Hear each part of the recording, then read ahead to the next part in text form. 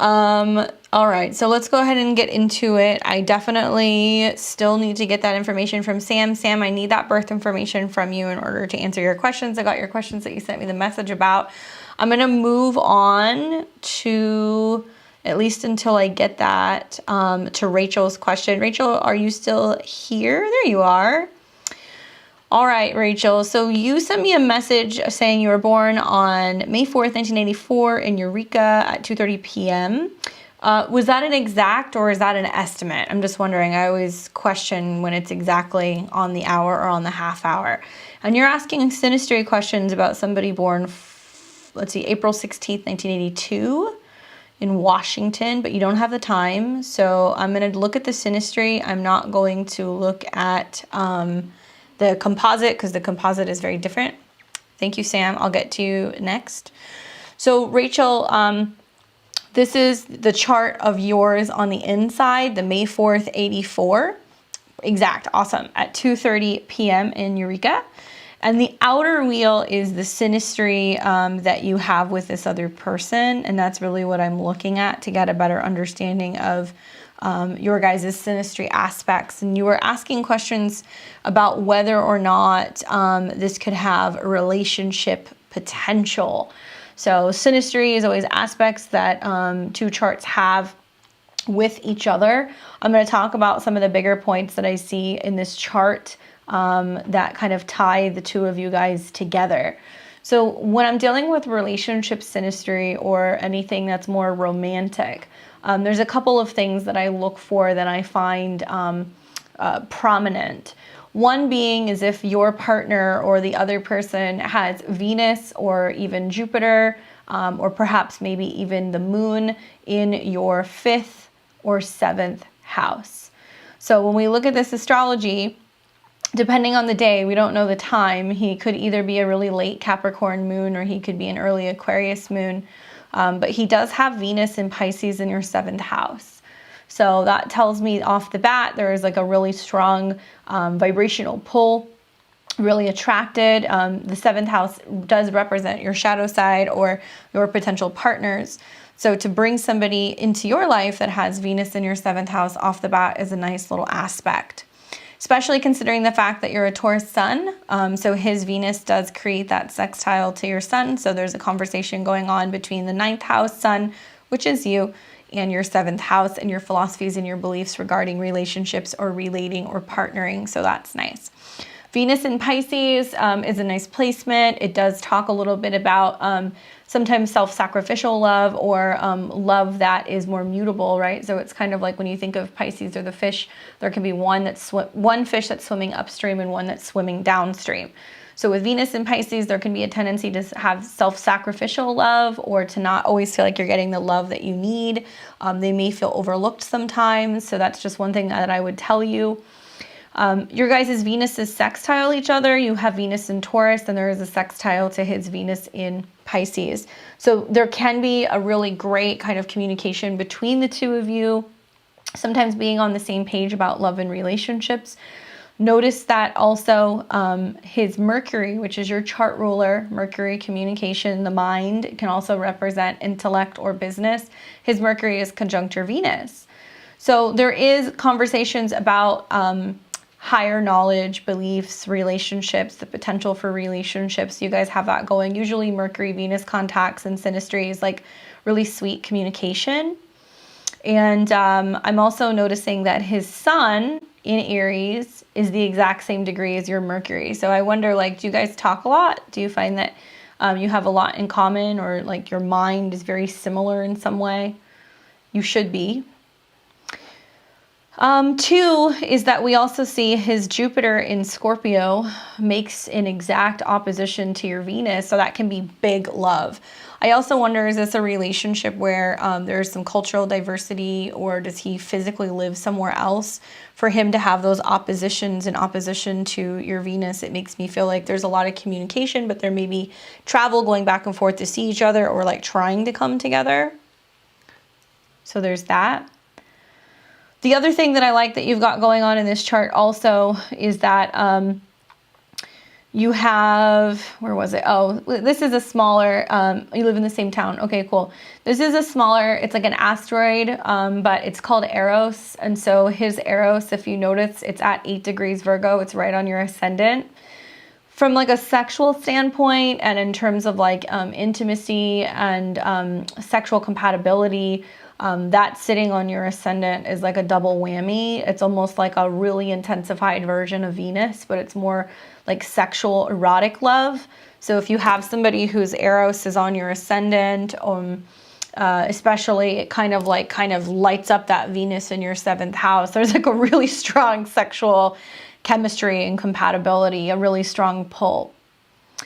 The other thing is I'm a fan of the moon in your 5th house. Depending on the time, obviously we don't know, but the moon in the 5th house is a partner you can have playtime with. You can have similar hobbies, similar interests when it comes to having fun, going on dates. There's a lot of activity there. If you guys are into sports, usually there's like a lot of similarity in terms of sports teams that you guys can have in common. The one thing that I would say though is that his Venus, if it's in Aquarius, his moon, if it's in Aquarius, it's in a square to your Venus, and it's also in a square to your Pluto. So there seems to be some really intensified focal points with that T-square in your 5th house, which revolves around sex, dating, relationships. Like it can be a very sexual relationship, right? Especially if he's got his sun in your 8th house and his sun is on top of your chart ruler, Mercury. And he has a very, he's got a kind of like a fiery, intense personality, right? He's got his sun in Aries in opposition to Pluto and Libra. So he's going through a lot of changes right now as a result of Pluto in a square to his natal Pluto and also to his sun. One thing that I would say that seems pretty prominent is this impending Venus retrograde that's going to be going on in your natal 5th house at the end of this year. Venus will conjunct Pluto and also your natal Jupiter, which deals with husbands, ruler of the 7th house. So it tells me that on one hand, if you are dealing with a romantic partner, let's say from mid-December through February, the 5th house is going to be a big focal point about opening up your heart, being more open to falling in love. It can bring very karmic relationships during this time. It can help you find some like clarity with people that you are dating. There can be a sense of you wanting to have like much more of like a traditional relationship. You could be thinking more about whether or not you want to have children or if you want to get pregnant. Especially for Virgo risings, this is something that's very prominent in the next couple of months for you. It has nothing to do with age. It has more to do with the fact that Venus brings blessings, and the 2nd house deals with fertility, and the 2nd house deals with what you physically value and what you have in relationships. And there may be some sense of realizing that a big part of how you're going to partner moving forward is for procreational reasons, and that you want to actually go on more dates, and that you want to fall in love, and that you want to have children. And it's setting you up for then Jupiter getting ready to go into your 7th house, which in a woman's chart can be a precursor or an indication of like meeting somebody very significant. So in a roundabout way, you're asking, is there potential here? Yes, there's a lot of potential. However, you are meeting somebody who has a god-awful amount of planets in Libra, Mars in Libra, Saturn in Libra, Pluto in Libra, and he was born with all of this in opposition to his sun. So for an Aries like this, the next couple of months is like the Thunderdome, where there's like some real emotional excavating going on, where he's going to start questioning, can I partner with another person? Can I see myself cohabitating? Do I want to get married? What do I want my future to be? And it's not just about relationships. For Aries, it's going to really be the focal point of the 10th house, but the 10th house isn't just their career. It's like, do I want to be a father? Do I want to start my own business? Do I see myself actually marrying, partnering? So a lot of these things have been coming up for him a lot right now because there's been a ton of planets in Libra. So it can be a setup for a relationship setting up now where that person essentially says to him in so many ways, come the new year, like, look, I'm really looking for something very serious, right? So one thing I would say to you is you're kind of connecting with him at the right time, because he really benefits from having a person who comes into his life and helps him with the process of really moving forward in commitment. But be patient with him and realize that this is going to be something that's going to need to play out really clear until about next spring. I'm really interested to see what can happen in both of your charts, especially revolving around closer to about March or April of 2022. when all of these gangbusters of planets all move to conjunct Jupiter in what will be your 7th house. The one thing that I am a little iffy about when I look at this is just the fact that his Neptune makes an opposition to your moon. And I wonder if like there is a lot of questioning whether or not he's always like emotionally available, if he's a friend or if he's something more. Certainly because the moon rules your 11th house of friendships, I would say be careful in getting involved in a situationship and try to be clear and definitive about what the difference is between a relationship and a friendship. That's a lot of what you're going to be working on with this relationship.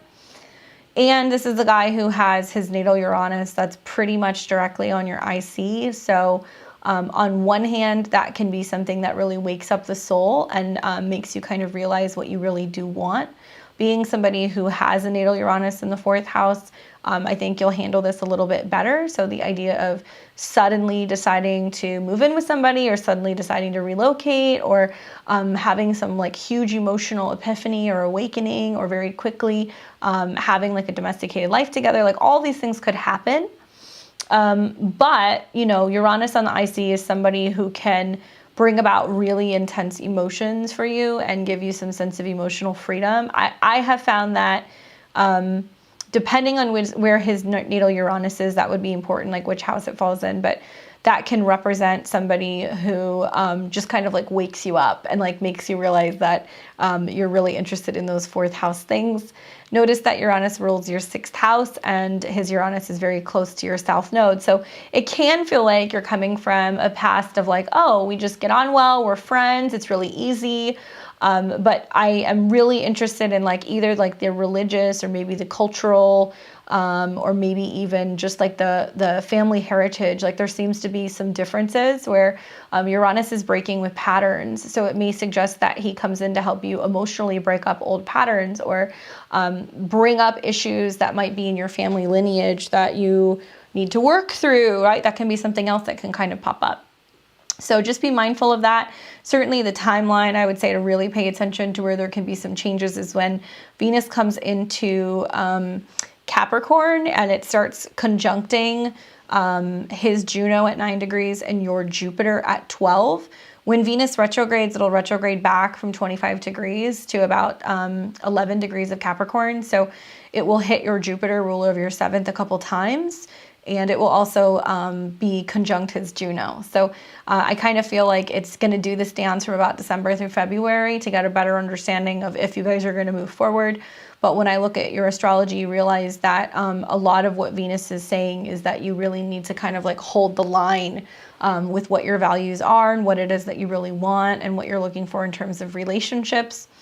Know that Uranus is also kind of hanging out, dancing on your sun right now. So there can be situations where your intuition is very strong, that there can be situations where men kind of come and go in and out of your life, and they can be lessons. And so until Uranus leaves that 14 degrees, which will be, I think, next spring, this energy will settle down a little bit. Sometimes I have seen when Uranus conjuncts a woman's sun, that it can bring a very Uranian type of man into their life. So depending on, you know, his behavior, I mean, I don't know, he's got, you know, Uranus that's on your IC, so it can be somebody who tries to get you to be more open-minded about your emotions or perhaps even where you're living. To me, it seems pretty good. I mean, you've got a lot of great things that are going on in terms of your guys' synastry. The only thing is watch out for that Uranus aspect. Be mindful also that he's just really going through a lot of change, and it's less about trying to kind of push him into a relationship. It's more about being really clear about what you want. And know that whether it's you or it's another person, he's going to have this experience at some point near the beginning of this year because of the aspects that is about him starting to think about what he wants in terms of his life as a grown-up. Hopefully that's helpful for you. Let me know. Let me refresh this, and then I'm going to put Sam's info in. Those of you guys who are just tuning in, thank you for staying or watching or tuning in. We are doing live astrology readings. Check out the QR code that's somewhere around here. You can scan that, $40 for one question in a natal chart or transit, $65 for Synastry. You'll have to let me know what happens, Rachel. I'm excited to hear it happens. Those are some really nice aspects. Yes, happy almost Scorpio season. I just posted something on my Instagram. It says, "'Tis was the night before Scorpio season." So make sure you guys leave out milk and cookies for all your Scorpios. It's going to be a wild Scorpio season. It is going to be wild. Let me put in Sam's info. Here we go. 12/16/85, 5:30 Dallas. Thanks, Sam. I promise I'm going to remember that sometime soon. I'm probably about another 2 shows away from memorizing that. 1985. And that was at 5:30 in Dallas. AM or PM? Can you remind me? I can tell by looking at the chart, but I don't remember. Yeah, it's PM. But you chose me, Lucas.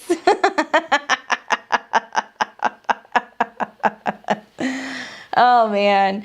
Okay, so this is an interesting question that I got from Sam. She was basically kind of asking questions revolving around to see what sign she works best with, a little bit about who she's supposed to be with, what's going to be happening as a result of the transits when it comes to relationships in her chart. 1733. Yeah. Oh, 33. Got it. For the moment. If you go to Mike's, you have to say hi to him. You have to tell him that you came to me first. He would be doing a live right now. But basically Sam was asking questions revolving around what she needs to know about relationships, just regarding some stuff that she's gone through with partnerships and being in unsupportive relationships. And so this is something that I want to talk to you a little bit about, more in a sense of chart analysis. It's less about timing wise, although I can give you some timing predictions. But I find this to be really freakishly accurate. So when you look at the descendant or you look at the 7th house cusp, in this chart, it's Capricorn, so it's ruled by Saturn, and it's at 11 degrees. So we want to look at Saturn in her natal chart and aspects to Saturn. So if we look at Saturn, Saturn's in Sagittarius. It's located in her 5th house, and it's at 3 degrees. It's also conjunct Mercury at 3 degrees. So the mind, communication, information. It's safe to say that the person that she brings in may start as a friendship, 11 degrees. I see that as Aquarius. They may be more kind of Uranian or Aquarian. They might be unique, different, unconventional. Capricorn on the descendant does not automatically mean that they're older. That's a common misconception when you look at the 7th house cusp. I find that especially when Saturn is located in the 5th house, that sometimes it can be somebody who comes in where it starts as a friendship first, or somebody who may even be younger or younger than what you have a tendency to date. With Saturn conjunct Mercury, I also feel like there can be some stuff that's going on revolving around your thoughts and your ideas and how you communicate, expressing in relationships. Saturn, Mercury can be much more of a serious mind. So it can definitely be a situation where when you look at your relationships in your life, you have a little bit more of a pessimistic view, or you have a little bit more of a view that's oh, it doesn't always work out for me, or people don't stay, or they have a tendency to do X, Y, Z. Under the guise of Saturn in Sag, it tells me that there's been a lot of soul growth and a lot of lessons that have kind of come about as a result of your relationships. Now notice that Mercury also rules your 12th house and your 4th. So the 4th house is the home of origin, their ethnicity sometimes, or culturally where they come from, their roots, their family. And Mercury also rules the 12th house, which has to do with things that are unforeseen. So just an observation, just looking at your Saturn-Mercury conjunction, it makes me feel like maybe you've been with people who have had a lot of issues in their early childhood development. Perhaps maybe they've had a history of either addiction or mental illness, or either kinds of abuse or abandonment that have happened in their early childhood development, which kind of led to them not always knowing how to consistently communicate or stay in a relationship. So With that being said, on the flip side, I think the positive side of the Saturn-Mercury conjunction is somebody who can communicate very well. They're aware that they come from these past issues. They've worked through it. They opt for 12th and 4th house matters like meditation, self-awareness, healing, rest. They may practice Eastern modalities in terms of healing or meditation or therapy techniques. It's very possible that they also speak another language, that they have another language that is their first language. So they may be fluent in English, but maybe they speak Spanish or French or, some other kind of language. And that's something that I would definitely look for, especially being in the 5th house. It tells me that that's something that they learned when they were very young. And then if we look at other aspects that you have, there is an opposition of Chiron. So it's like this feeling of not always knowing when to communicate, getting really hurt when people don't show up or don't respond or don't abandon you. So it's bringing up this trauma throughout your relationships, and it will bring people in so you work this out with other people. I feel like through meditation, you can gain a lot of clarity about your relationships, and you need somebody who understands that sometimes less is more, and they don't always, need to just shut down and run away, that they can just be more kind of selective with what they choose to communicate about. And it would be really beneficial for you to get somebody in terms of a relationship who actively takes time to think things through and then comes back around to communicate. So that's one way that I would look at it. And that's just looking through the chart ruler or the 7th house ruler. The other thing is that this is being activated big time because Saturn has been going through, the South Node has been going through your Saturn placement.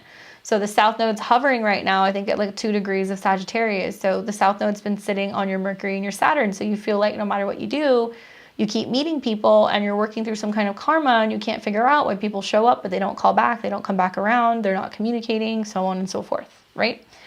And what's happening is it's in preparation for your nodal return, which is essentially something that happens every 18 to 19 years. It's when the South Node transits the South Node, the North Node transits the North Node. I would call this a hard realignment with your destiny. Now, the South Node is something that comes undone, right? It's something like in Vedic tradition, they say it's like the headless dragon. So it doesn't really know where it's going. It can represent a sense of having something severed or something cut. And you certainly have a lot of karma revolving around this. And karma is neither good nor bad. It's just neutral. It's just something that I can see in your chart because you were born with Pluto conjunct the South Node. So what's going to happen here as a result of the eclipses and the South Node moving deeper into your 5th house, conjuncting with Scorpio, the depositor of your South Node and your Pluto is Mars, or Pluto, in which way you look at it, and you have Mars in your 4th. So now it's telling me really what's going on is the preparation of you going into healthier sexual relationships with people. So if you wanted to produce a new home, or if you wanted to produce a new business, or let's say you wanted to get into something that was going to be almost like the fruit, right? The 5th house would be the fruit. It's the book that you launch. It's the baby that you have. It's the business that you start working on. It's something that's yours personally that you grow. To me, it seems like there's been a lot of heartbreak that you've kind of moved through, both as a result of your childhood and some kind of like a sexual abuse that you have possibly had with partners, or like feeling like your sexual boundaries have not necessarily been respected, right? That's a big theme for people who have Mars and Pluto conjunct in Scorpio. Those are 2 really heavy hitting planets. And for those to be conjunct the South Node, it tells me that you're here to overcome the fear of being vulnerable in an intimate relationship and also co-creating with another person. What's so beautiful about your chart, though, is that Jupiter does square this. So it is kind of promising that there is a partnership that comes in that provides healing and security. So you feel like you can work through some of those issues, and somebody who's also likely to stay with you through what can be some very volatile moods. Or like mood swings. I have Mars and Pluto in Scorpio too, so I totally get it. And they are conjunct, just like this. The thing is that energy needs a lot of outlet. And so I always like joke around and say, like, if I didn't work so much working with like charts and working with doing readings, like I would be an emotional terrorist, right? And I know I certainly have been in previous years. But it really took me a long time to like learn how to kind of channel that energy. So some things that you can consider would be like yoga, whether it's like bhakti or kundalini. you participating in martial arts or tantra or anything that's going to have a channel for those energies, so you have a release point, so you don't feel like you're taking that out on romantic partners. What's very interesting is that while that conjunction can be very volatile, it does make a sextile to your 7th house, ruled by Saturn. So to me, hey Kristen, to me it seems like it would be really beneficial for you to have an outlet or something like that. Would you already know him? The answer is possibly, and you're going to know, and I think this is very interesting if you heard me talking about the Venus retrograde, is that because it's going to station at around 11 degrees of Capricorn, that means Venus is going to sit pretty much right exactly on your descendant. So I kind of get the ability that there's going to be somebody who you have some kind of karma with that you have to work out when Venus goes through there. I'm a fan of like a Venus retrograde in the 7th or a Mars retrograde in the 7th. Every time I've had those, there's always been a really important person who's come into my life. So like, I wouldn't really fear that. But I'll tell you when Venus first enters the shadow, and this will be really important. So it'll be around November 17th and 18th. Okay. So that's a really important time to pay attention, because that can be the precursor for somebody getting ready to show up. Then it'll conjunct Pluto, and then it will retrograde back to this degree right around January 20th on. And then it'll spend quite a while because it's going to station. So it'll spend about a week hovering around those degrees before it goes back into your 7th house, and Venus and Mars will go together with Mercury. So there is a sense of like let's say January, especially the end of January going into February, is being a really pivotal time. I'd really focus on the beginning of February because Mars and Venus move into your 7th, and your sun, Saturn, is going to be conjunct Jupiter, which is kind of a precursor, I think, for suggesting that there's a really important partner coming into your life. Yeah, you keep putting yourself out there. Like, you guys can't not do that, especially when you're having, a transit like this. I feel like I would really participate in a Venus retrograde in your 7th. It's an angular house, so it's definitely going to do some significant work revolving around relationship karma. And another thing I would say is like, look back at, I've said this to several people this week, look back at what happened in Christmas of 2013. So the end of 2013, like December going into January of 2014. That was the last time we had a Venus retrograde in Capricorn. It did conjunct Pluto at that time. The difference is that now Pluto is in the later degrees of Capricorn. So it's going to create some really big lifetime changes. Some people would look at this and go, oh, Venus retrograde in the 7th, I went through a breakup, or I changed jobs, or I got in a fight with my boss and I left. But in your chart, Venus does technically rule your 11th. So it's about your goals revolving around relationships. And that retrograde is going to trine Uranus that's in your 11th. So it makes me feel like you're going to find somebody who's culturally different than you, because it's your 9th house ruler. So see how even that is mirroring and kind of building into what I could see based off of your Saturn. So some things that you'd want to look at is definitely like the language stuff. If they have like a strong spiritual or meditative practice, somebody who also has similar to childhood trauma. Perhaps he has like a lot of Capricornian values. Maybe he likes to go hiking. Maybe he likes to lift weights. Maybe he likes to do yoga. Maybe you meet him with a group of friends. The other way that we could look at this is also your Jupiter, but your Jupiter is in a square to the node. So it says that until you really go through this change and this transformation, that's really when this person shows up. Hopefully this is helpful for you. Let me know.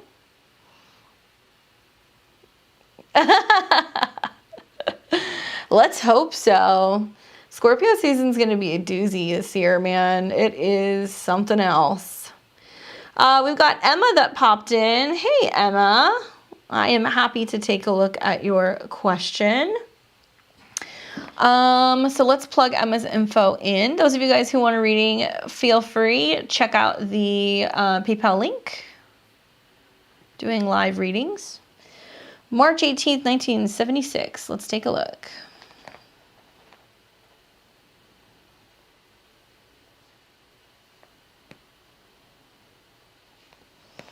that was at 11:50 p.m.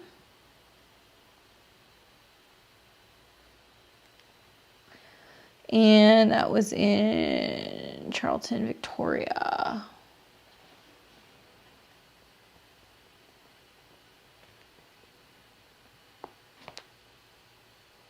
Oops.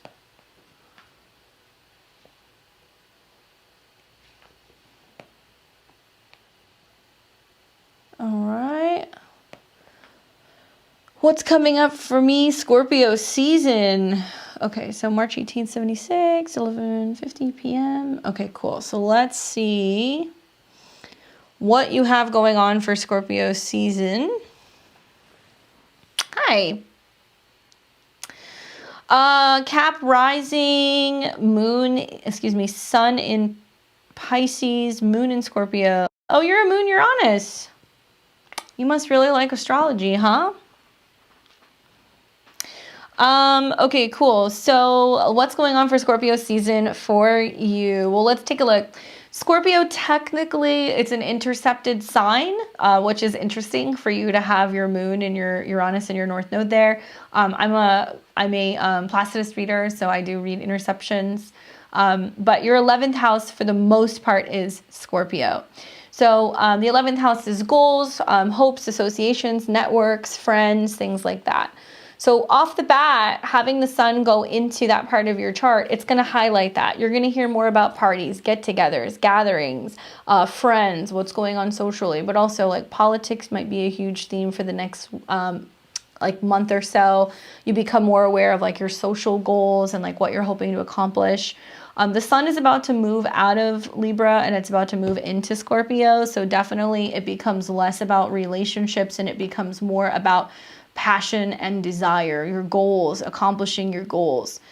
The sun and Mars moving through this part of your chart is an interesting one because your goals may revolve around hopefully travel, having more freedom, legal rights, things like that. It can also have to do with like you getting more amped up about the idea of being able to move around more freely. I noticed that you're in Australia. The other thing that I would say is that Mars being in your 11th house with the sun following closely behind, especially because Mars is the ruler of the 5th house, makes me feel like you want to have fun. So there is a sense of you like being like, I want to go and see my friends. I want to get together. I want to do something.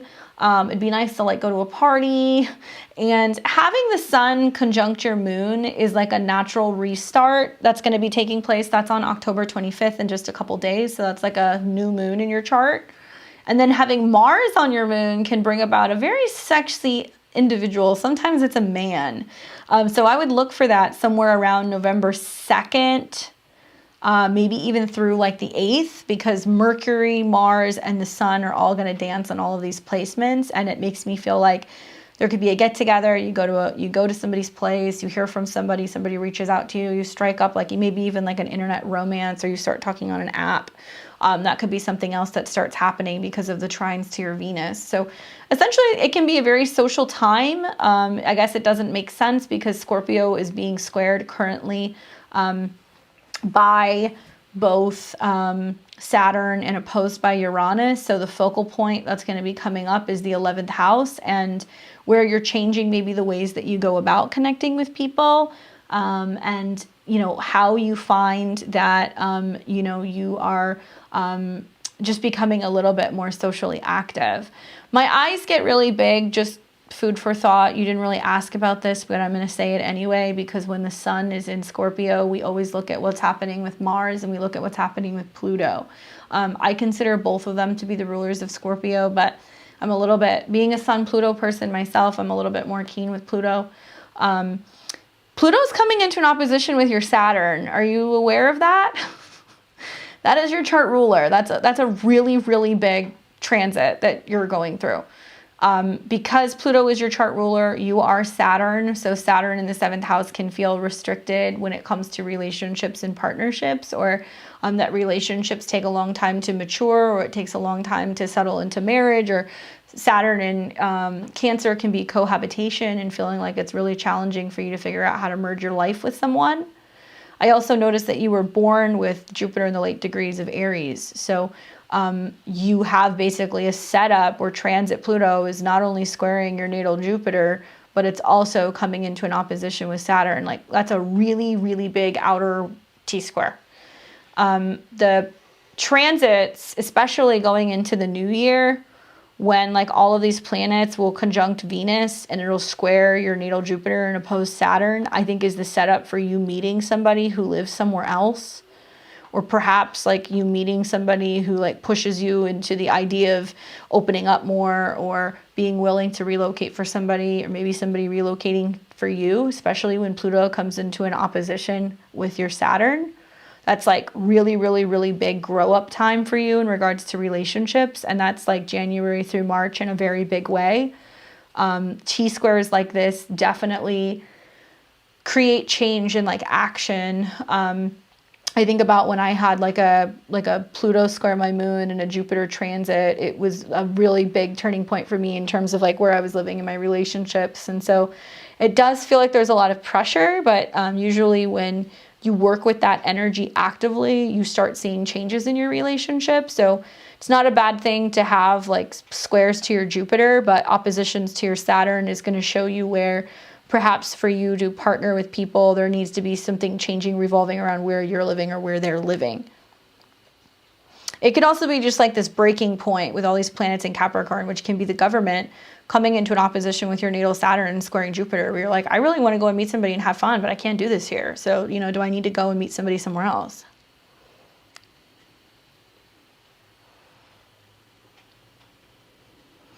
Hey, Spacebug. We do live readings every Friday. Every other week we alternate. So this week is astrology. Next week will be tarot. So we do generally 2 live astrology readings a month, and then 2 tarot reading live sessions a month. You're very welcome. Emma, it'd be interesting to hear like just a little bit of feedback as to, you know, what was going on. I always tell my clients Pluto was like the final step.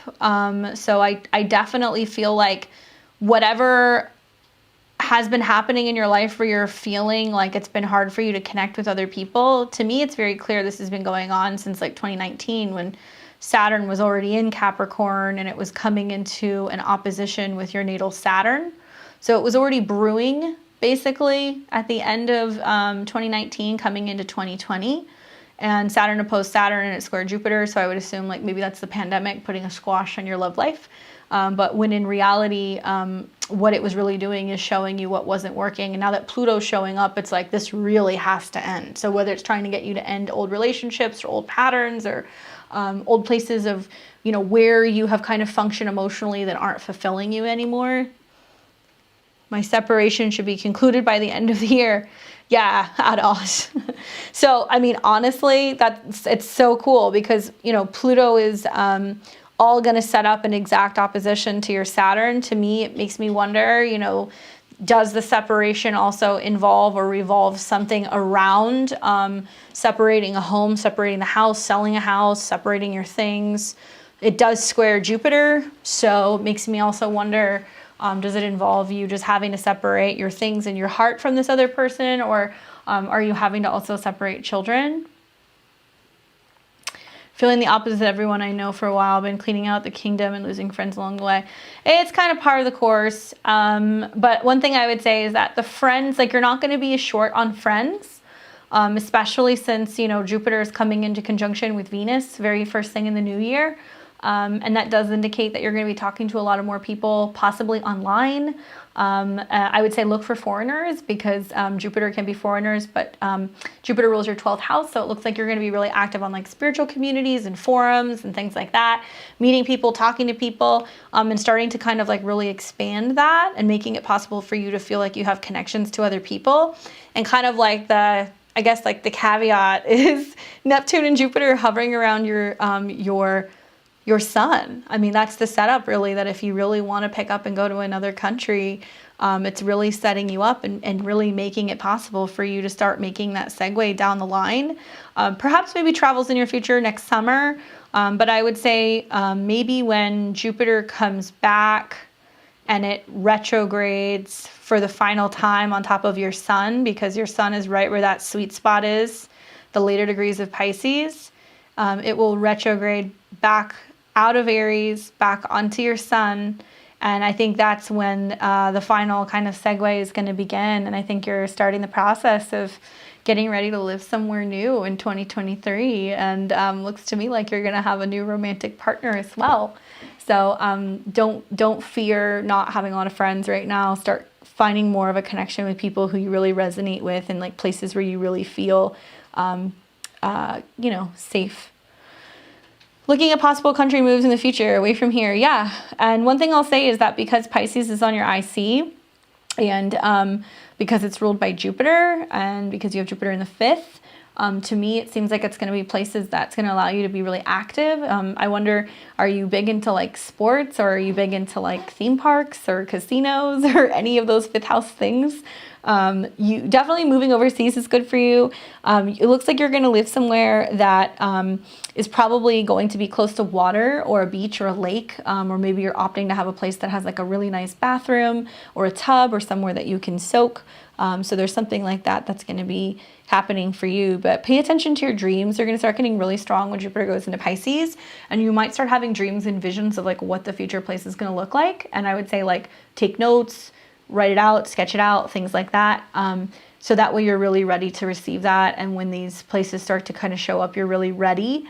It's a beautiful thing to have Neptune and Jupiter trine your Saturn, because it tells me that you're going to have other people that are going to start asking you if you're interested in coming to visit. So you're definitely not going to be short of offers of places to go and check out. So you have to let me know what happens. It looks very exciting.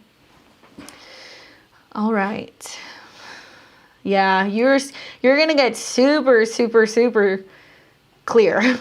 Having Neptune in that conjunct is going to be a really interesting thing to see. All right, so I've got Nancy and I've also got Jessica. So Nancy, let me get started with you. Hopefully that was helpful for you, Emma.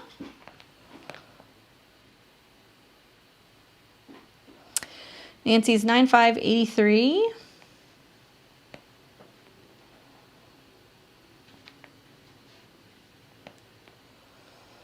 At 7:45, Houston, Texas.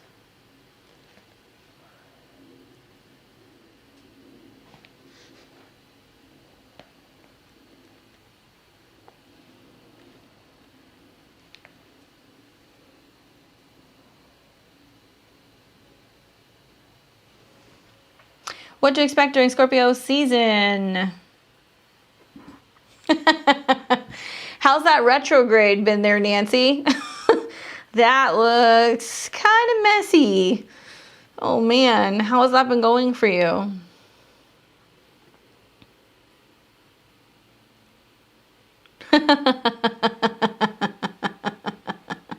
Hi, Dad. Everybody say hi to my dad.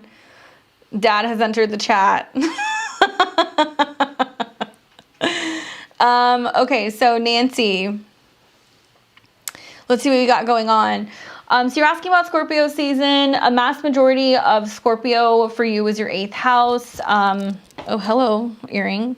Mass majority of your Scorpio season is going to be taking place in your 8th house, which has to do with other people. Death, sex, taxes, yeah, but more about psychological changes pertaining to joint resources.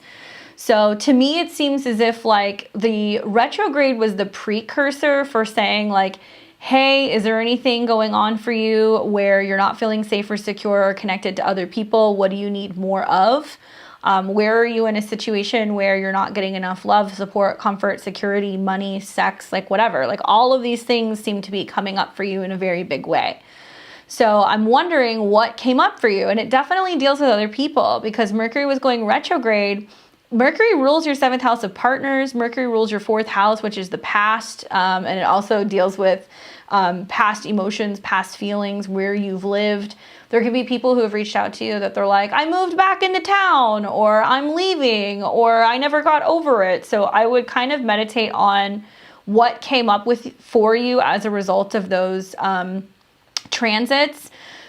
Watch out because Mars and Pluto are the stars of the show here pretty soon, come tomorrow, and you're going to see that Mars is coming into conjunction with your natal Pluto.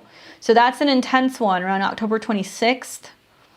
It's meant to, I think, kind of show you where, you know, people either owe you something, or there's something that some debt that needs to be paid, or maybe you're wanting to pay something off, or maybe it can be stuff also pertaining to other people's energy towards you. There can be a little hostility, so I would watch for that. You've got a new moon that's going to be happening on the 4th of November, and that is going to be exactly opposite Uranus in your second. So that can be like suddenly there being a bill, suddenly there being something that needs to pay off or be paid off. This is about coming up with a method or a way of being able to be more resourceful. So I would start with your budgeting, looking at any credit or debt or loans or anything like that. If you feel tight on all of those situations and you're good, then it's about saving money, because the 8th house is saving. So it's like coming up with a goal for feeling more secure in 6 months' time. That full moon that you're going to have, that's going to be an eclipse, that'll be on the 19th, is definitely going to rock and roll this chart, because it's going to be a full moon in your second house, which can result in something that you want to buy. Or some unexpected expense that comes out of nowhere because of the square from Jupiter in your 12th. So right now it's like, how do I get really secure from a financial standpoint with my relationships? You know, have I cleared everything out so that way I feel safer moving forward? It's a really intense energy for a Leo right now, like in a very big way, because now Scorpio's joining the chat. It's opposing Uranus, squaring Saturn, and also squaring all of these planets that you have here in Leo in your 6th house. To me, it can represent something going on revolving around your schedule. School decided to hush me out of the exemption and scholarship money. Might I get it? I would say if that is going to come through, it makes me feel like it would come through closer to the eclipse on the 19th. Part of the new moon on the 4th might be you seeking alternative ways of being able to, like, you know, fund this, right? So if they're not giving the exemption or the scholarship money, you might go, well, is there something else I can apply for? Is there another way of me being able to get a loan to finish this? Like, there might be something else. And I would actually encourage you to be actively doing this while the moon is in Scorpio. So right around the late hours of November 3rd, when the moon goes through the 8th house, can be a time where there's some news, or you find out that there's somebody else that wants to help you. Why? Moon will conjunct Mercury in your 8th house, which is ruler of the 7th, other people. It'll trine Jupiter in your 12th. There may be another way of financing this, or somebody else who's willing to pay it, or there might be some other kind of like program that's like, yeah, you know, you qualify for this, this, and this, like, you know, here you go, bing. So you'll probably get some kind of like lucky star moment that happens around the eclipse. But you need to be prepared for like money to not come through prior to that, or there to be like a sudden change and you have to kind of turn on a dime. So that can happen very quickly. But positive things I think are going to come about from this eclipse, because it's right on the cusp of your 3rd. So it does make me feel like even if you don't get the money from them, you're still going to end up going to school. Why? Because the Sun and Mars and Mercury and all these placements are going to go through your 9th house, and you're going to start something in December, or you're going to know that you're actually going to do something in December. So it looks like that's going to happen. Please let me know.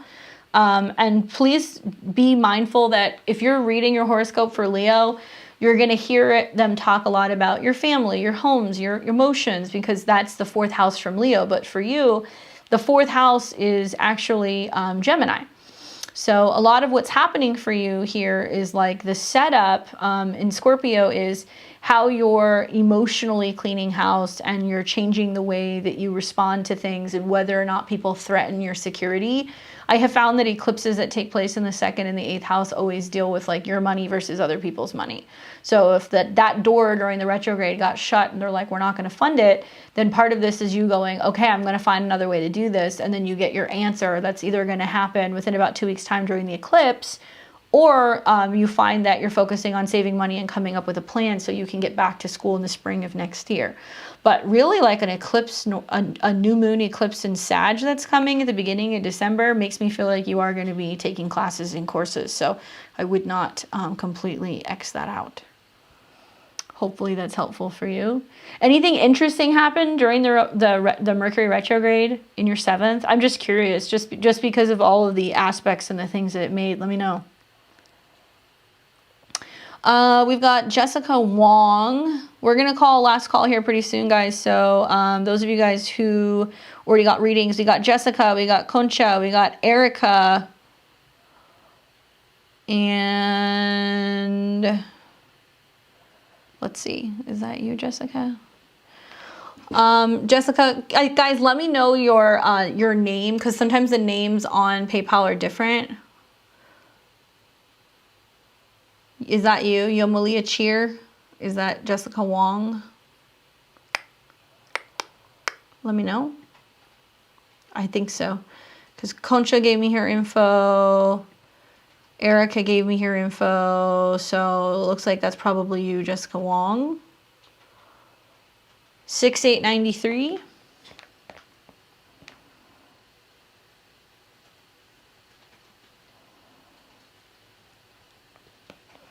And that's at 10:39 p.m. in Los Angeles. Do you still live there? What part of LA are you from, or do you live? I moved there. I moved from there last year. Ooh. All right, so let's take a look at that. Yep. Yes. Okay, so let's do Jessica. And then I'll get Koncha and Erica. Thank you guys for being patient. I'm feeling something happening. I need clarity on why I can't decide to wait for a spiritual man or stay with this guy that I'm dating who still plays in the Matrix. But he hears me out in my spiritual rants. He listens. Well, that's important, right? It's good to hear somebody who hears you out. Oh, K-Town. They have some really good Korean barbecue. It's my favorite. Parking is a mess there, though, so not my favorite. Let's take a look at your chart. So questions about spiritual matters, how you align with spiritual matters versus the relationship that you're in. Funny stuff going on in your chart right now. You know, you've got Pluto coming out of a conjunction with your Neptune. So it's been a couple years of like isolation, meditation, thinking about your dreams, your intuition, waking up. You're very intuitive if you have Neptune Uranus in the 12th. Holy cow. Do you notice that you have precognitive dreams? Like you'll dream about things that happen? Usually that's a really strong indication if you've got that Neptune-Uranus conjunction in the 12th. A lot of like learning how to decipher also like your intuition from anxiety or intuition from being paranoid. And so now that you're out of those transits, part of what's happening now is Pluto is coming into conjunction with your ascendant, which I call the going through hell transit. But it doesn't always have to be literal hell. It can be a whole transformation of your body, your perception. You can have like almost like otherworldly abilities. You get lots of contact from spirits, and mediumship can be something that's really interesting to you. It's funny, I named my business Beyond the Veil, and I did that after the later degrees of Capricorn and the Sabian symbols, because in the Sabian symbols, I think it's 28 or 29 degrees of Capricorn, which is conjunct your ascendant. It's about a woman who looks beyond the veil and pierces the veil and like looks through the screen. I think I'll read it to you. But that's what I named my business after, because it's one of my favorite degrees in astrology. And it's connected to clairvoyance, not just mediumship, but to clairvoyance and connection also with spirits and seances and all those things. So this might be stuff that becomes really interesting to you. With the conjunction of Pluto, because Pluto is the ruler of your 10th house, it's about a huge transformation of yourself and your business and the kind of stuff that you're going and getting involved in and that you're interested in. So you're just going to keep on keeping on really for the better part of the next like year or so until Pluto, you know, probably goes into Aquarius, maybe 2 years before you're really through this transit. The point is that Saturn is getting ready to set up in an opposition with your Mars. So next year, there's going to be some stuff that's going on where you're going to be going back and forth about whether or not you want to commit further to a relationship, or if you feel like their energy is limiting or pushy, or if they're holding you back from your personal goals. So having somebody who is open-minded and respectful of your beliefs is great. You don't need to have somebody who's going to, you know, necessarily align with everything that you believe. And I think that that's a really important thing, that, you know, spirituality is everybody's path. You can't get into a situation where, you know, you're with somebody and expecting them, I'm not saying you are, but expecting them to just like go with it, right? Because that can definitely be really difficult, especially the later degrees of Capricorn. They're very militant.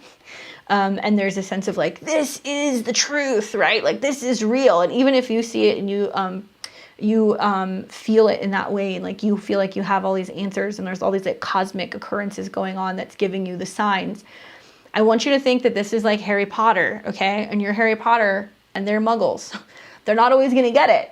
So you need to wait until other people come to the point where they're open and they're asking questions. And at that point, yeah, once they ask, then you can give them all the answers that they want and talk to them about stuff. But so much of your karma, being a Cap rising and you have Saturn and the moon in your first house, is really up until your Saturn return. It's like learning to really be at one with yourself and your belief system and your connection to spirit, and not letting that be something that severs you from other people, right?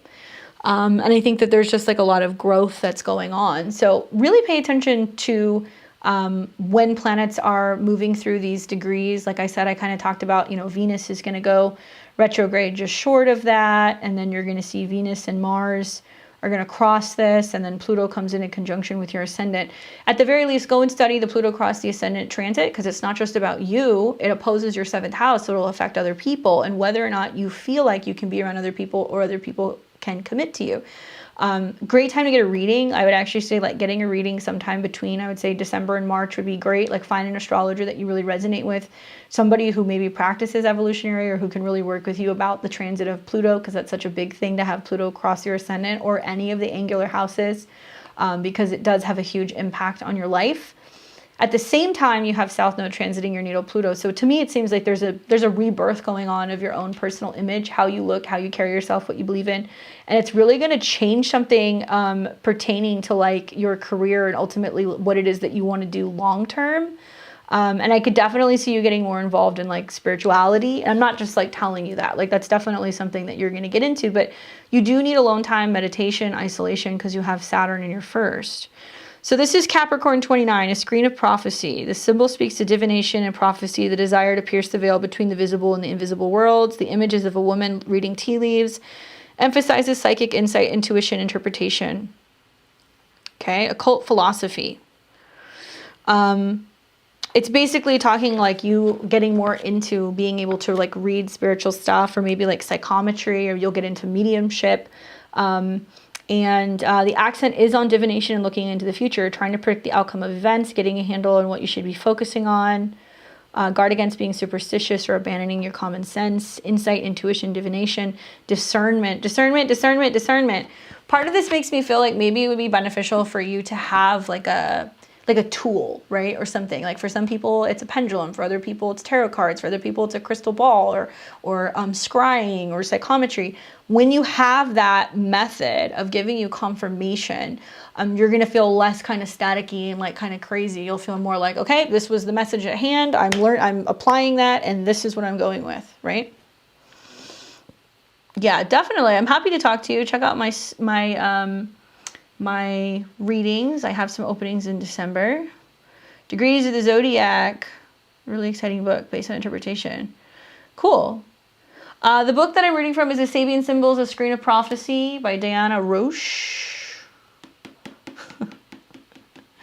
This is something I like to read. I see a lot of the Sabian symbols play out very literally in my clients' lives and in my lives in transits, big outer planet transits. So especially guys, right now, Pluto is hanging out around 26 degrees. Over the next 2 years, Pluto will go to 27, 28, 29.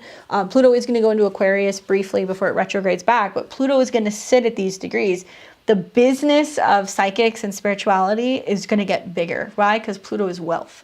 So we're going to see government agencies, all kind of secret societies, other world agencies, people who are also working for departments, missing persons.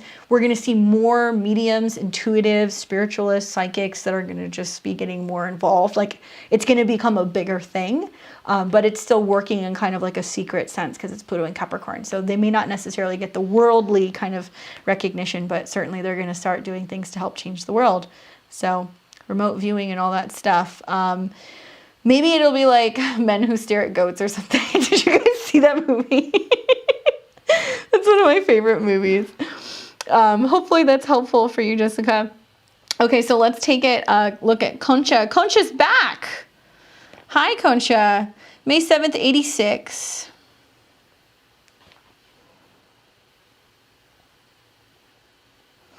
Uh, 11:03 a.m. in Glendale, 89. Let's see, Glendale, Illinois. No, nope, that's not it. Glendale. There we go. Why is it coming up like that?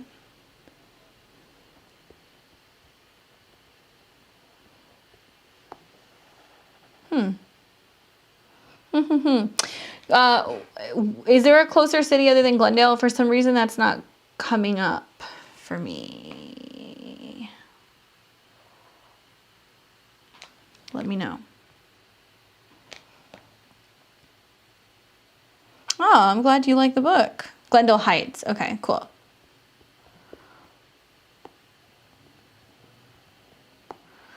There we go. Got it.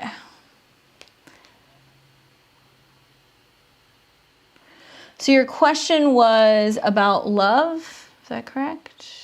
What to expect in your love life?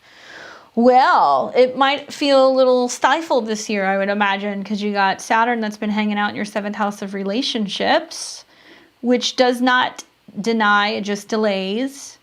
The other thing is Jupiter's now woken up in your 7th house, so that's sweet. You're coming into your Jupiter return. Really, we look at Saturn and we look at Uranus when it comes to your astrology, because Uranus rules your 7th house of marriage, and I'm looking at Uranus coming into a conjunction with your sun. That's a big one. A lot of Tauruses are suddenly entering into relationships, and that's because Uranus is sudden, and now we're seeing eclipses that are going to start happening in your 7th house. So Uranus, ruler of your 7th, coming into conjunction with the sun, ruler of your chart, does kind of insinuate that love is on the way. I would say it gets stronger after the Venus retrograde, which will go into about mid-January, after the Mercury retrograde, that goes to about early February. But from then on, like, things get a little sweeter.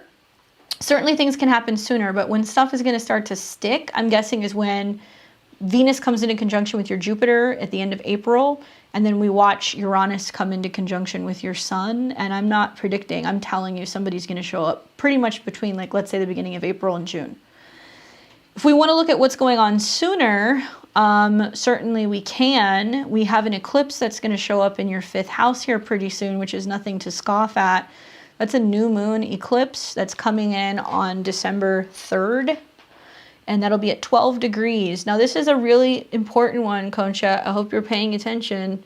What's going to happen here is you've got an eclipse, which is a new moon, and it's going to sit on your Juno. Juno in a woman's chart deals with marital bliss, connection, communication, commitment. And you were born with Saturn in opposition to Venus, so kind of delayed start when it comes to relationships and marital union. Saturn conjunct Juno, delayed starts when it comes to relationships. And you've also got Chiron, Venus, and Lilith all conjunct. You are one of those people who is still trying to learn what their goals are in terms of relationships, and you know what's going to be happening and how you want to merge and who or what you're willing to kind of get on with. I feel like it's not just a combination of setting intentions around early December about relationships, but paying attention to who may show up thereafter. When the sun comes into conjunction with your natal Uranus, which is the midpoint for the eclipse we had in June, you may start being more open to dating December on.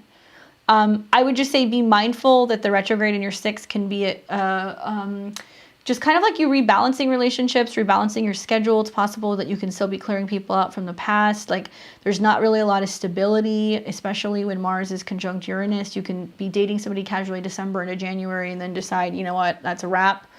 But things start to get a little bit more like they're willing to stick once this retrograde ends. And I would say from about mid-February on, with the real focus, actually, March 2nd through the beginning of April is when this really heats up and relationships can stick, right?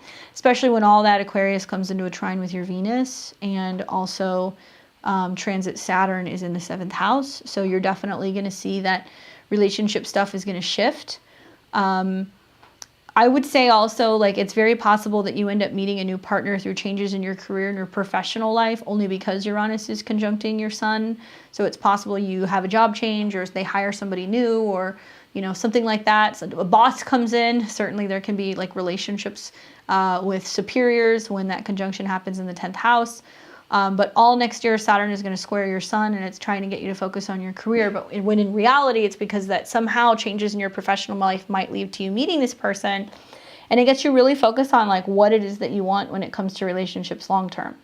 For a woman to be having a Jupiter return also, that's really good. I like Jupiter in Pisces. It's really a great placement. And I really like Jupiter in the 8th house because that does indicate that you might bring in a partner that has some status or has a little bit of wealth, right? All Tauruses, they like that. They don't mind hearing that. But usually when a woman's got Jupiter in the 8th house, especially in Pisces or sometimes in Cancer, you end up having a very wealthy husband. So there's some sense of delays in like marriage or even having children because you're looking for a spouse that's got some kind of support system. And it's not because that's what you're looking for, but you're really focused on stability. Look at that stellium of planets in your 10th house. You want a very successful partner because you're very driven. So the marriage or the partnership was delayed because you're waiting for somebody else to get their shit together. Things look really good for you in this next year though. And if you were born in 86, just doing some math here, just to look at your annual perfections, then this is your 35th year. 30, 1, 2, 3, 4, 5. So you're in a 12th house here. There's a lot of clearing that's going on, basically. That's been happening all year. Next year, it's going to be a first house year. So shortly after your birthday, from May to July, is like really when everything changes in regards to the status of your relationships. A lot to look forward to. I'll go as far as saying maybe there's a possibility you're talking about getting married at the beginning of 2023. That's possible. Yeah. Hopefully that's helpful for you. But yeah, things get stable right about in February. So just watch out with that Venus retrograde. There can be people who can come in that are like in between relationships or they're still working their way out of things. Just be mindful of people who might still be in complicated situations. I love that Venus is going to go back and forth over your Mars, though. I got to tell you that. And that tells me that you're really focused on your routine and your health and your wellness. And there might be all kinds of new men that kind of come into your workspace, which can result in you having the pick of the litter. Nice placement with all that Taurus. I really like that. You're boss lady. Let me know what happens if somebody shows up. Erica, I've got you. Hi, Queen of Wands. Thank you very much. Bye, Spacebug. It was nice seeing you. Thanks for staying.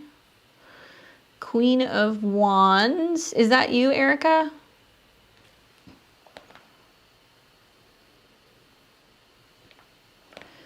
March 5th, 92.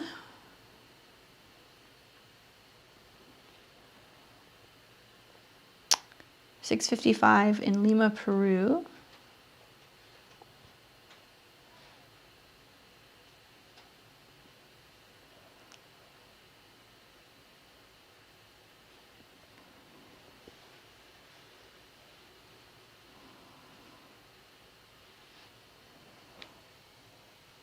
Okay, so let's look at what you're asking me here. What should I expect as the year ends for love and money, or relationships and money?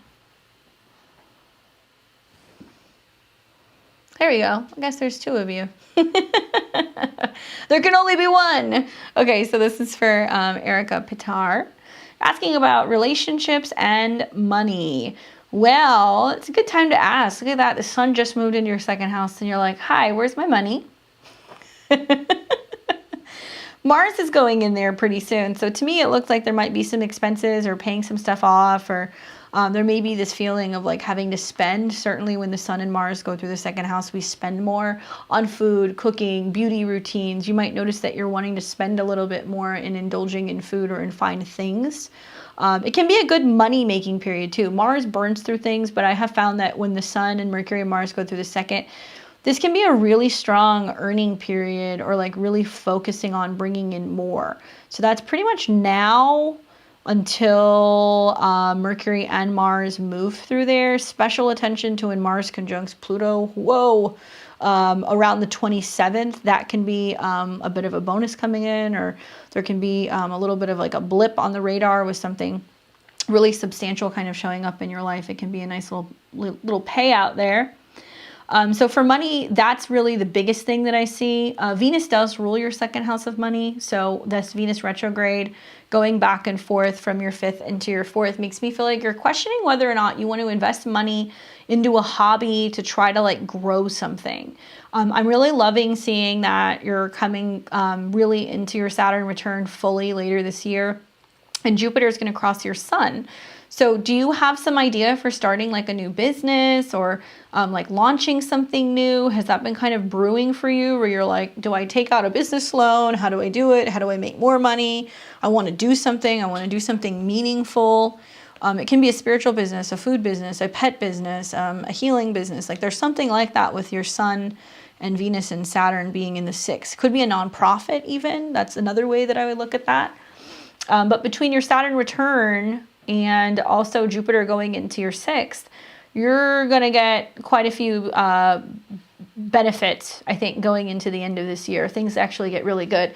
A lot of it is just about what you're willing to spend, you know? So I would say with a chart like this, you want to use the retrograde and also the Jupiter transit going into Pisces is like a reevaluation of your schedule, what you want to be doing for work, what you want to be doing to make money. And when Jupiter crosses and it goes into Pisces and it starts to trine your Pluto, really pay attention. Like March forward can be really lucrative.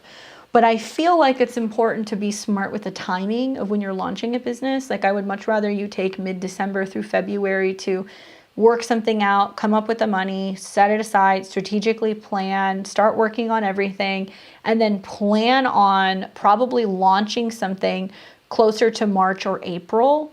At the very latest, I would say maybe June of 2022. But March and April, you can be ready. What's the kind of business you're thinking about? The sixth house can be all kinds of stuff. Pets, health, wellness, culinary stuff. There's all kinds of cool things here. It's really nice. Jupiter on your sun is great for new business opportunities. And I feel like there's a way for you to do something that you really enjoy, but also feel like you're making a difference and you're giving back. It's cool. I'm an early degree Libra rising, so I'm having the same transits next year, and I'm playing with a couple ideas of some stuff that I want to do because the horoscope seems to suggest that we're going to have like a better workload, like a smoother kind of like schedule. We're going to be able to do something that's going to be very meaningful, right? Jupiter in Pisces is very spiritual. So as it conjuncts with Neptune, it also tells me that through some of these pursuits, it's going to really kind of like be on the up and up for your relationship life. So if you're currently in a relationship, you might find that, a business partner invests and you start it together, or a romantic partner invests and you do it together, or, oh, cool, it's a baking business. Okay, cool. Yeah, culinary stuff, food, especially with a trine to Pluto in your second house. Heck yeah, definitely do that. That's a great idea. And Jupiter opposed Jupiter. I love that your South Node's in Cancer, and that's why you're really interested in being able to work with bread and stuff like that. But with a horoscope like this, because you're a sixth house sun, are you in a relationship, and is that partner supportive of your business, or are you looking for somebody? Because one thing I'll tell you is that you will help a partner with their business or vice versa, or you'll end up meeting them through business, according to your horoscope. So I definitely think that there's going to be something like that that's going to kind of pan out, especially as Jupiter comes into Aries next year and it's going to conjunct your moon. So it makes me feel like at the very least, you end up bringing in a business partner. At the very most, through your business endeavors, you partner with somebody, or a romantic partner wants to kind of help you with this business.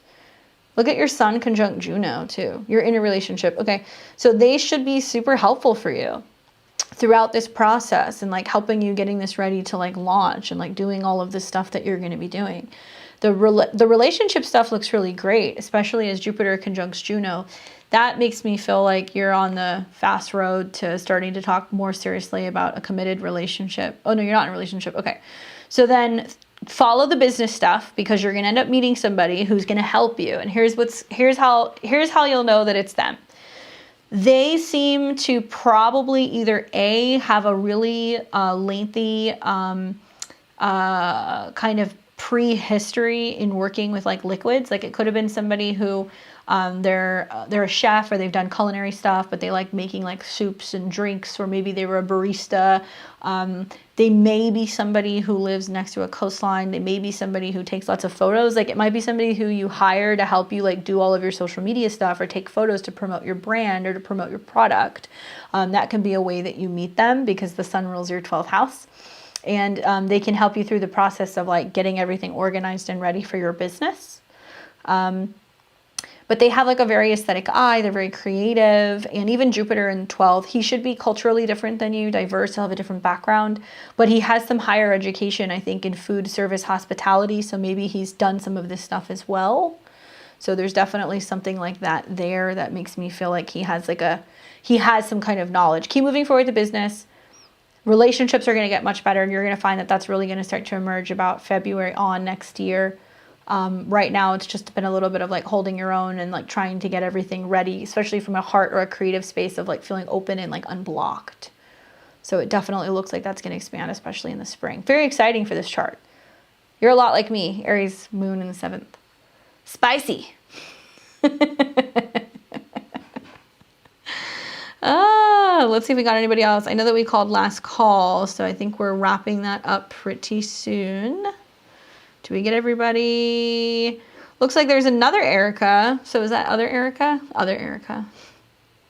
Other Erica. Do you have a question for me? Let me know. Hey, Jasmine. Yeah, if you want to get a subscription, just let me know because we're going to call last call. You're welcome. Joe, I'm back. I am. But we're going to wrap up pretty soon. But I will be back next week. Hey, okay, Queen of Wands. What's your birth information? Let me get that from you. I'll plug that in.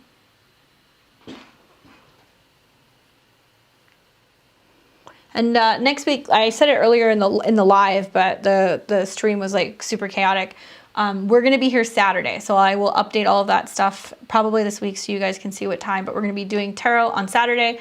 Monday morning, we're back here for Astro Weather. We're going to be talking and discussing about all the astrology that's going on, probably the events of the Mars-Pluto squares that are happening this weekend, and getting ready for that new moon in Scorpio that's coming pretty soon. Oh, awesome. I speak esoteric and astrology. That's helpful. Been existentially exhausted, inconclusive lab results. It's almost like no prana. My whole body goes, when did I want to investigate? When is your birth information? So I can put that in. And I just need your time, your date, and your location of your birth. It's a pretty intense question to ask. Might die? Certainly there is a formula for that. It's not for the faint of heart. 6186. I don't know. I feel like any astrologer who tells you that they can tell you when they're going to die, we don't really know, you know? We don't really know. The soul has so many different exit points that I would be highly suspicious of anybody who's like, yeah, I know when you're going to die. Sure, there's calculations for that. There's a formula for it, but it would have to show up in a solar return or in a progress chart, and even then it's a chance, right? We don't know.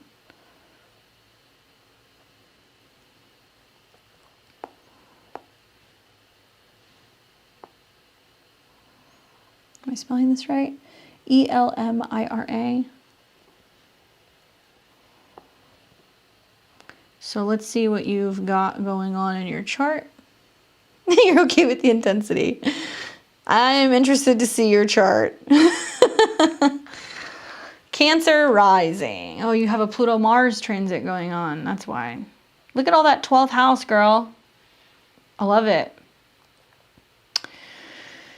Exhausted, inconclusive lab results. So we're really looking at your 6th house. You realize maybe you do, maybe you don't. First of all, you've got Mercury in opposition to Uranus, okay? So you got Mercury in your 12th house in Gemini in opposition to Uranus. We have had eclipses that have been taking place in Gemini and Sag for the better part of a little more than the last year.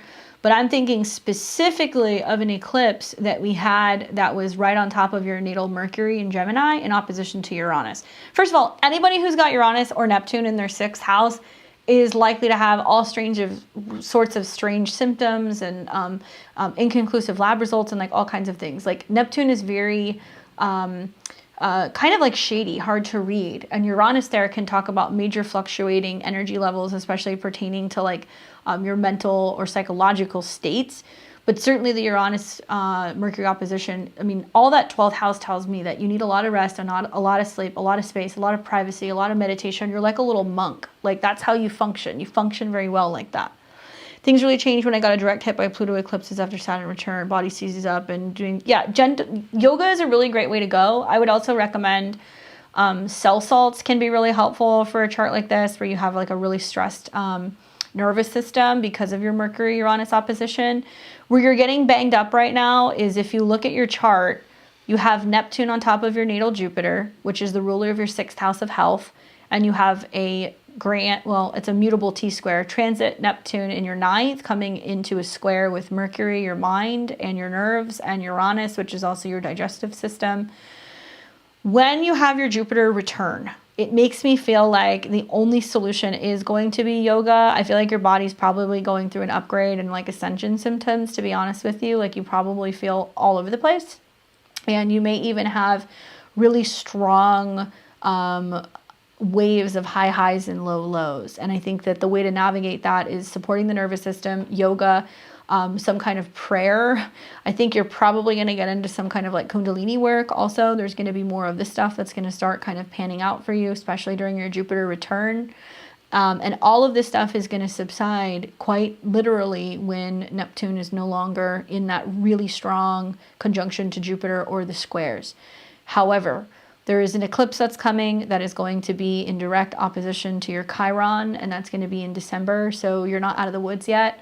To me, it seems like there needs to be some real strong support through your digestive tract and also your like your hips. Like you need to be really focusing on grounding and like rooting your energy and focusing on your root chakra energy so you stay grounded because your body's going through a vibrational shift.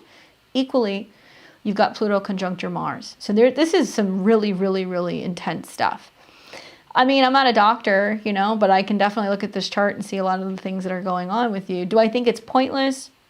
I feel like if this were me, because, you know, Sag deals with like a lot of like Eastern medicine and, you know, connections that you really need to be having with practitioners who have more spiritual knowledge and awareness, like going and seeing an acupuncturist, going and seeing an herbalist, going and seeing somebody who can start doing you know, work on your reflexology of your feet and like really seeing how your body responds. And I say that specifically because you have a really strong 12th house.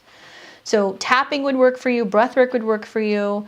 I really feel like I would encourage you to go and see a reflexologist and an herbalist who can help you through this process. And I feel very confident that when Pluto is far enough away from your Mars and when you come out of this Neptune square, this is going to shift. But there's a new guru coming into your life with this Jupiter square.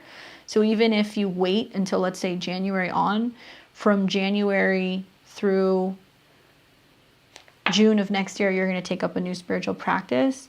Yeah, it's intense. I mean, I think that you might have some Kundalini stuff going on, to be honest with you. Pluto Mars would be enough to trigger it in itself.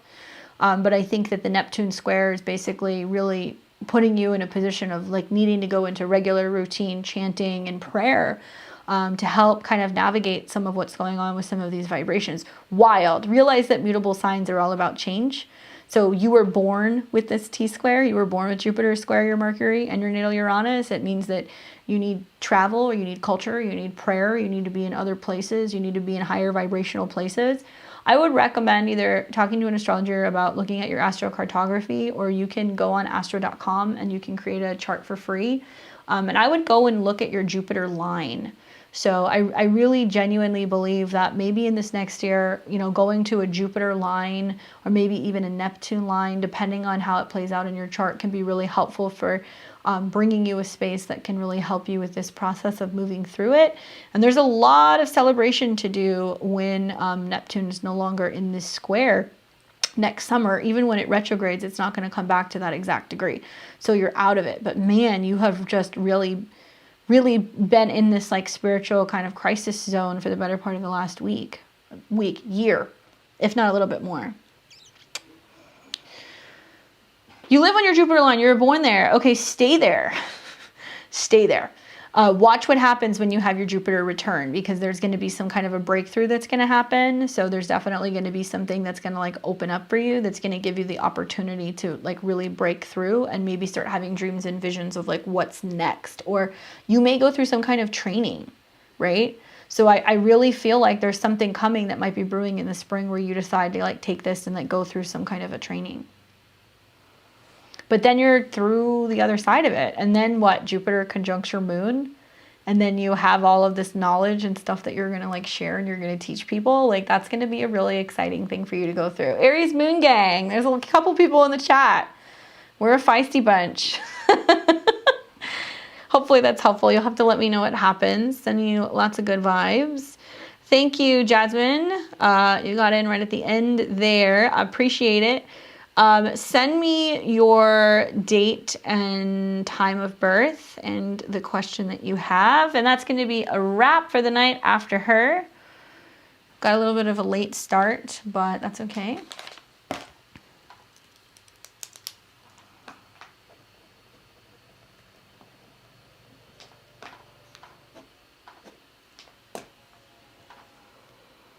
You're very welcome. There is definitely going to be a change. There is definitely going to be a change. I feel like you might go on a spiritual pilgrimage next year, though.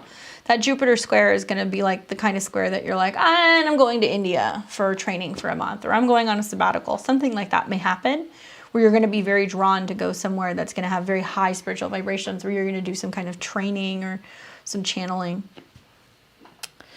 71385. What's your question? Let me know.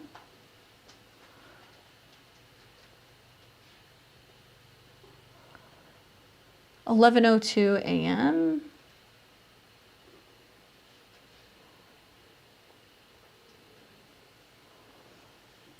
in Clarksville, Tennessee.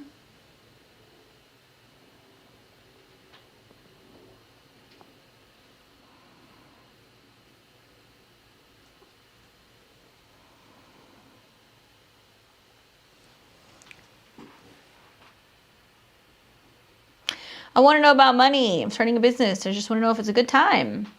Did you already start the business? Did you already incorporate the business? Venus rules your second house. It's been activated recently with the North Node. Interesting that the moon is you're having your lunar return here shortly. And it's going to conjunct Venus. So I would look for even what happens tomorrow. Tomorrow there can be some good news. Moon conjunct Venus, trine Mercury. Now Mercury's direct, trine Saturn. So if you're just in the process, be working on it tomorrow. Definitely be working on it tomorrow.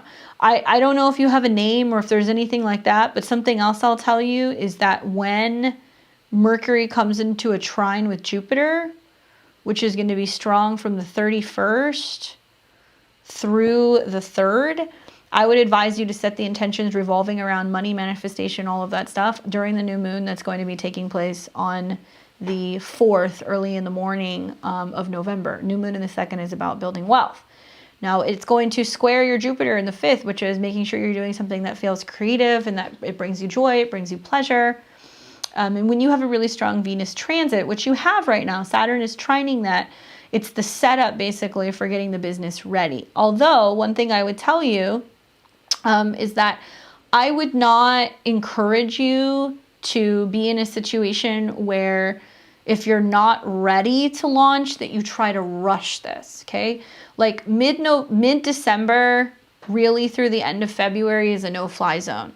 You either get everything ready and you launch it by mid-December, or I would encourage you to wait, give yourself a little bit more time, launch it properly when you have the right aspects, and a launch sometime between, the end of February and the beginning of April is smoother. You don't want to launch during the Venus retrograde. I guess that's what I'm getting at, especially with a chart like this, because it seems like it could be, preemptive. And with Venus in opposition to your sun, it makes me feel like no matter what you do, if you try to scramble to get it together too soon, there may be not enough space in your home. Emotionally, you're not ready. It's like things are going to go a lot smoother for you in the new year, But money-wise, Saturn's in a trine to your Venus. That's looking pretty good. It means that, you have focused more on your creativity and being on the right side of whatever it is that you're trying to launch. Now, your career aspects more deal with Mercury. And when I look at your chart, Saturn is going to make an opposition to Mercury briefly, but Jupiter has been there as well. So it seems like you've been really optimistic about getting things moving and shaking in regards to your professional stuff this year. I still see down the road, I don't know if this matters, but at the end of next year, there is going to be a Mars retrograde in Gemini, and that rules your 8th house of money and resources. So there is still something kind of turning and changing even at the end of 2022 regarding your professional life and how you're navigating that. It's been a couple hard years for you. Pluto's been in opposition to your sun, so you've kind of realized that whatever you've been doing professionally has been emotionally very draining and has not really given you the inner emotional world that you're looking for. And maybe you have realized that you're pushing too hard and it's just not been working for you. So after 2 years of the pandemic and probably kind of fighting, staying home and not working consistently, you had some realizations that was like, I need to do something I'm more emotionally in alignment with, and it feels good. So that's the fruit that you got from those transits. And to me, it looks like there can be a great deal of wealth accumulation and building in the new year as Jupiter comes into some trines with planets that you have in Scorpio. So I feel like also this is a chart that's challenging. You've got South Node Saturn in your 2nd house, so you feel like it's hard for you to hold on to resources, or that like as soon as something starts, it's not so stable. Realize that your North Node is in the 8th house in Taurus. So it's a lot about learning how to build based off of intuition, building. Sometimes you have to take money to make money, take loans to fund businesses, take time off of a job to be able to focus on what you want to do, bring in resources from other people. That is the North Node in the 8th. So Uranus is on your North Node, girl. It's time to go big or go home. It's time to really take a chance. And it's scary, but I think that it can really revolutionize and kind of be a change of your fate when it comes to your resources. The North Node and the nodal return in your 8th is all about receiving abundance, wealth, inheritance, insurance, loans, payouts. Like, the beauty of Saturn and Scorpio is that you learn that sometimes it takes money to make money, or that you have to pay your debt. So if you've been stuck in this habitual pattern of working a job for a paycheck, that ain't going to work anymore. It's not going to fly.